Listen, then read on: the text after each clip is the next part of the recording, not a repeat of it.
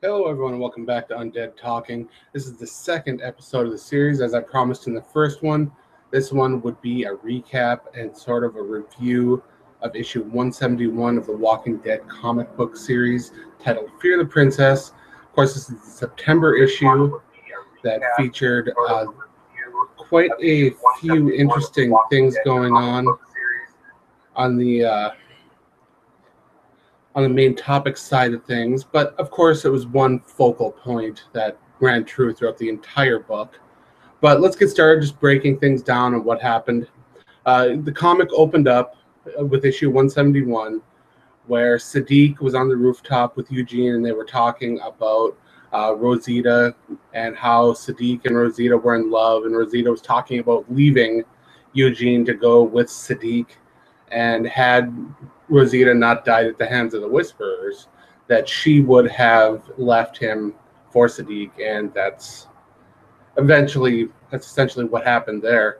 Eugene didn't flip out like I thought he was going to. It looked like he was, but eventually he contained himself and he talked to Sadiq and said that he understands what it's like to hold those kind of feelings in.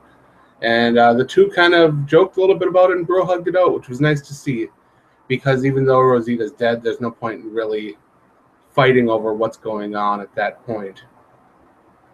Up next, Yumiko suggested to the group that they take a little while and check out Pittsburgh, see what's going on there, see if they can find some supplies for the group to bring back. Michonne disagreed and said they're on a pretty strict timetable to get to Ohio, meet up with the people there. Yumiko says they should check on the way back, but instead, Michonne says, I want to try something a little different here. And for those of you that are fans of George A. Romero films, you'll completely understand what she had going on here. Michonne stops in the middle of the road, turns around, and screams at the top of her lungs.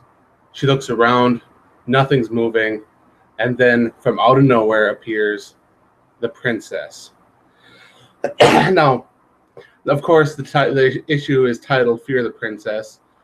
So at first you kind of get a little setback. You don't know what's going on. But the princess just shows up and says, sup.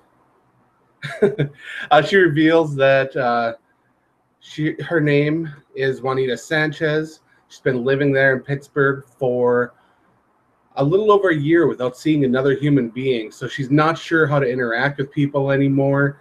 She's a very high energy character. Just a ton of things to say because it's all built up for so long. Very excitable, very, very talkative. She says that she prefers to be called the princess because she refers to herself as the princess of Pittsburgh, because she feels like the word queen would insinuate that she is old. And by that, we can insinuate that she is also a little bit on the younger side, or she wants to hold on to her youth, because it's kind of hard to tell how old she is from the comic itself, but she has a very youthful face as well. So I'm assuming that she is younger, maybe lower 20s, maybe high teens, I don't know. But I don't think she's an older character, which is something that we can take into account here as well, which might explain why she's so into pranks and other things as well. So Princess introduces herself, and everybody else introduces themselves as well. I'd say there's a lot of back and forth, but there really isn't. It's mostly the princess just talking and talking and talking. But it's really good to reveal her character in that way. And as soon as this started happening, I started worrying that it would be overload. You know, the Poochie effect, if you're a fan of The Simpsons. You just have Poochie shoved down your throat, and while Poochie is extreme and does all these awesome things, you just absolutely hate him because he's so in your face. And I never got that impression from the princess in this issue. Her character is big. I mean, the personality is huge. So it's going to be tough to see what's going on with her going forward, but I'm excited to see how that all works out.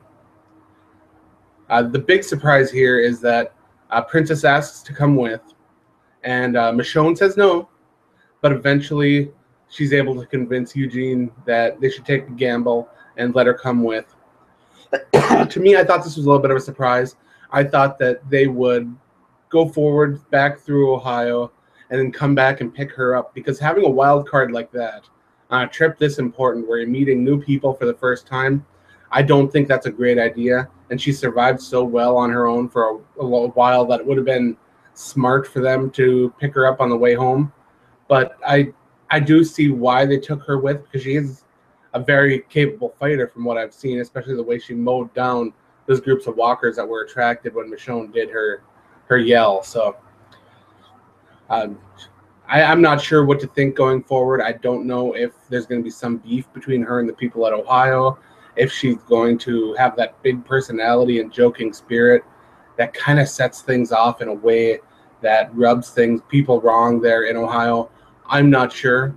Or even if they do end up bringing her back to Alexandria, is she going to fit in? How is she going to feel there?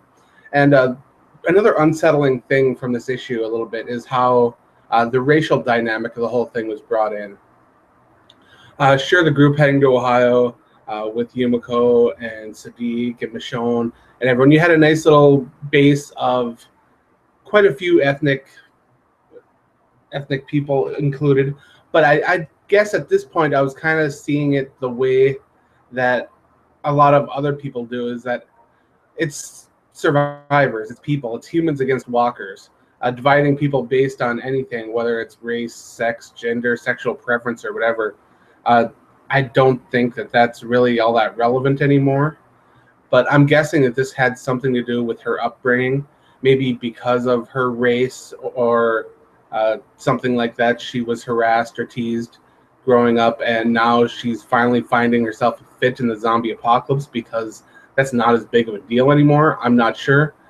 But I really hope that the future issues kind of calm down on that kind of racial things. Up next is, I'm kind of surprised that they agreed to this too. Princess asks if she can go back to her house in order to gather a few things before they leave on their journey. And for some reason they agree to this, which was shocking in the first place. Not only that, but they gave her one of the horses to ride. Well, Yumiko and Magna doubled up on a horse, which, that's fine. We've already seen that they've got something going on, so that's cool. But they ride back into where the building is, and Michonne, of course, is very, very careful. She takes the gun the princess has and rides with it, essentially pointing it right at her the whole time. And still, with a gun pointed to her head in a situation that seems very, very dangerous and sketchy, she decides to pull a prank and yell up to the window and said, "Hey guys, I brought you some horses." And everybody in the group just had their jaws drop to the ground until Princess turned around and started laughing so hard and saying that she got him with her prank. And I love a good prank as much as the next guy. If there's a gun pointed at me, I'm not sure I have the balls to tell that kind of joke. So the issue ended with her heading into the apartment building to get her supplies and her belongings to join the group and head to Ohio. And I am, like I said, I'm really interested to see what happens from here on out. If she becomes a regular part of the group, if she ends up just screwing things up big time, if she has a personality clash with someone from the group as well. There's so much that can happen here, especially with a new character that is this intense. I hope that she can find a way to calm down a little bit soon and just become a normal survivor. But for now, it's nice to see a little bit of a unique side to a character. Fans of the TV show got a little bit of this with Tara. Tara's a little bit of a jokester. She likes to take things not as seriously, but when things hit the fan, she is more than willing to put her life on the line and do what needs to be done to survive. And I can see Princess as being the same kind of character as going forward. So hopefully this is a situation where it was just a way to introduce her, make her look very strong, establish that she's been away from humanity for far too long and needs to join the group. I personally am excited to see where this character goes and how it all pans out for her going forward. Otherwise, this wasn't much of a comic based on anything else. We did learn that 174 will focus primarily on Negan, We learned that in the letter hacks section. Negan, of course, has been kind of ostracized after helping the people of Alexandria. And if it were based on his current actions, he would have a home there. But I think Rick still has to do a lot of damage control over what the Saviors have done in the past, and Negan himself has done. So I don't believe that they're anywhere near ready to welcome him back in. And Maggie is putting everyone in danger a little bit as well by sending Dante to check on him and make sure that he's not planning something awful. Maggie, of course, still holds a grudge for what happened with Glenn in the lineup, which I'm sure everybody absolutely remembers, so I don't have to talk too much about that. But next month's issue, the cover features the rebuilding of the Hilltop, so we can assume that this situation will have the characters traveling more towards Ohio, so we won't get a ton more action as that goes on. We will see some of the rebuilding going on. Of course, the Whispers burnt down a lot of the Hilltop, and it will need a lot of work to get back up to a livable situation. But Carl came with, and they got donated a lot of clothes and supplies to help get the place back up to where it should be. So it's good to see everybody chipping in to help a society in need, and Maggie seems to appreciate it greatly as well. That's about all that I have for this episode here. We didn't have anybody join us in the live chat to ask questions, so hopefully that's something that we can have here a little bit more in the future. I know comic books aren't exactly a huge talking point for people on the internet here. It's mostly the AMC show that's going to draw people in and have the crowd that just loves to talk about things. But I'm very passionate about the comics. I will be here every month to do probably a review afterwards and a preview, maybe at the end of another episode where I just recap things that have been happening.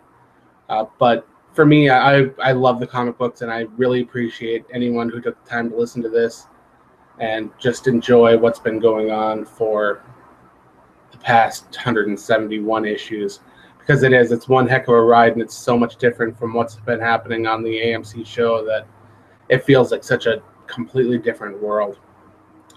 On that note, we've got quite a bit going on here in the future. We've got an Undead Walking Twitter takeover. Danae Garcia is taking over the Twitter for the time before the Season 8 preview special on AMC. That should be a lot of fun. I'll be doing another live stream here during the episodes of Fear the Walking Dead, because it's back-to-back episodes that night. So come on in, join me. We can talk about what happens during the episode while it's going on.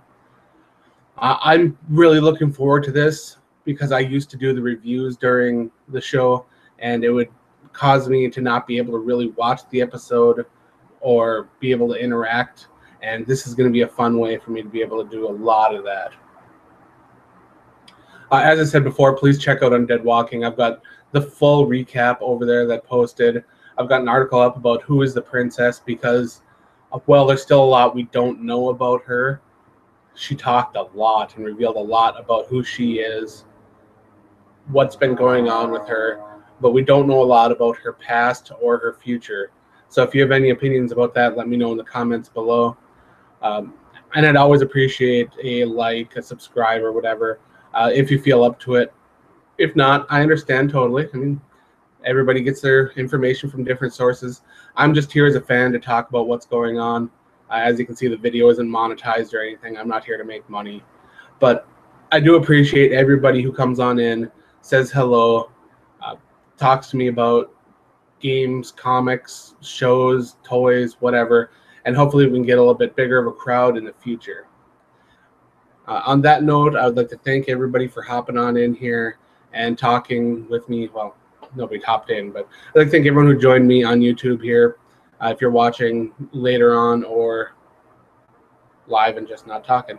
But I'd like to thank everyone, and please, please keep enjoying The Walking Dead and stay alive in the zombie apocalypse. Take care, everyone.